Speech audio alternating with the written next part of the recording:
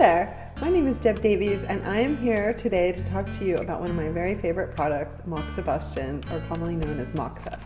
This is the brand of Moxa we use in our clinic, and I really like this one the most because I feel like it's the easiest to use and the easiest to light.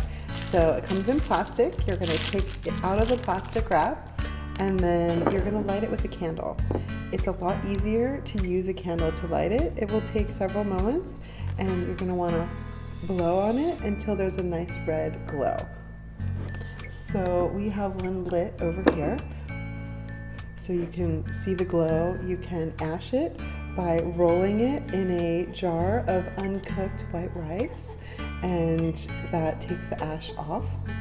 And then again, when you extinguish it, you would put it out in this, or we do have a fancy little Moxibustion extinguisher that you could just put in. But the most important thing with Moxa is when you put it out, you want to make sure it's completely extinguished.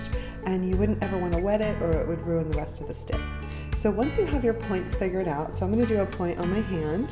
So you would either do little circles around the point about 1 inch away, or you can do sparrow pecking. So most of the time we're using this for things like breech baby, edema and pregnancy, fertility, or postpartum, a lot of C-section recovery with Moxibustion. So for each condition you would use a specific point protocol, and we'll help you with all of those. So again, so we're doing circle, and it feels nice and warm. It feels really good. Or straight on, or you can even just hold it right there. You're about 1 inch away. And then again, I'm going to either extinguish it in my little Moxibustion extinguisher, or I can put it out. This is so easy to do at home. And that way, just make sure it's fully out and that it's not going to roll or anything like that. So that is how to use a Moxa stick.